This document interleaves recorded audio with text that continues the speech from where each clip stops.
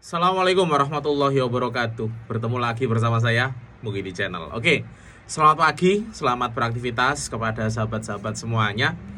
Oke, di pagi ini kita coba sharing beberapa dokumen penting yang nantinya digunakan untuk mengurus paspor baru. Nah, untuk hal ini ya kalau sahabat memang berkasnya oke semua, pastinya untuk pembuatan paspor di Indonesia lebih murah, tidak perlu ikut-ikut lagi.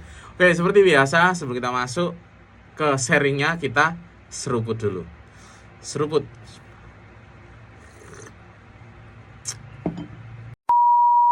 Oke, kita sambung. Memang banyak sahabat-sahabat kita yang request, Mas, tolong dong di-sharing dokumen apa aja yang dibutuhkan nanti ketika teman-teman ataupun anak dari sahabat-sahabat ingin berkunjung ke Malaysia dengan tujuan ya nyambangi ibu ataupun nyambangi bapaknya, yaitu ataupun berkunjung ke family untuk teman-teman yang nggak paham bahasa Jawa. Oke, pastinya yaitu sudah umur 18 tahun ke atas. Karena kalau 18 ke bawah atau 17 ke bawah itu masuk kategori anak-anak dan harus ada yang mendampingi. Oke, untuk beberapa dokumen, ya memang dokumen penting itu hanya ada 5 atau 6 syarat membuat paspor bagi warga negara Indonesia. Yang pertama adalah KTP, kemudian KK, kemudian akta lahir, ijazah, buku nikah, ada 5. Nah, itu syarat basic sekali untuk pengajuan paspor di Indonesia. Dan materai pastinya, karena nanti di surat pernyataan itu harus dimaterai. Oke, dan untuk beberapa tambahan ataupun dokumen sokongan, karena imigrasi tidak sewena-wena memberikan paspor kepada seseorang yang memang dinilai kurang, maksudnya ya belum layak gitu loh. Jadi untuk memperkuat ataupun dokumen tambahan sebagai sokongan bahwa seseorang tersebut sudah layak mendapatkan paspor Indonesia, maka ada dokumen tambahan. Karena untuk dokumen tambahan ini biasanya diminta ketika seseorang itu sudah datang ke imigrasi, sedang ngambil foto, nanti di waktu pengambilan itu disuruh melengkapi berkas. Nah, untuk tambahan biasanya yang diminta adalah surat pernyataan dari pihak penjamin.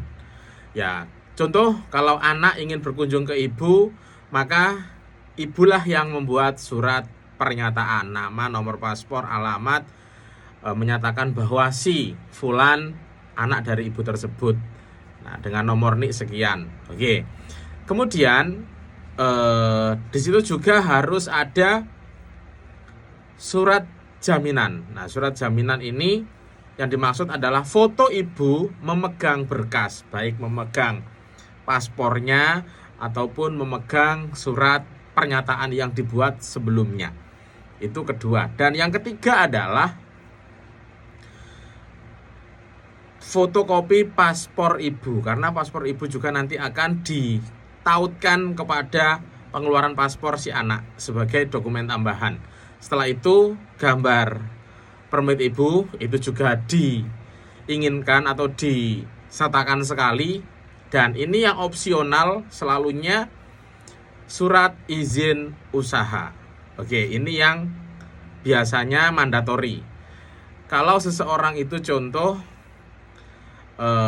anak dari ibu tersebut apabila sudah mempunyai usaha di Indonesia, apatah lagi yang sudah berbadan hukum, contoh mempunyai CV, UD, PT, maka di situ secara legalitas sudah jelas. Nah, ini nanti disertakan sekali. Biasanya kalau untuk yang sudah ada izin usaha, biasanya yang lain nggak ditanya. Tapi dari pengalaman saya pribadi, ya hanya KTP, KK, akte, ijazah, itu sudah cukup sih sebetulnya. Ya, pokoknya tergantung pada individu yang nanti akan mengajukan. Oke. Dan untuk biaya, kalau sebelum ini kan memang paspor itu ada yang 10 tahun dan mengikut harga yang sebelumnya. Tapi untuk di saat ini di Indonesia itu ada yang 5 tahun, ada yang 10 tahun. Oke, dan untuk harga paspornya adalah 350. Itu saja. Dan untuk pembayaran, bayar ketika sahabat mengambil nomor antrian. Karena untuk permohonan paspor itu harus install aplikasi M-Paspor, dimasukkan datanya di situ semua, dan dibayar di situ juga.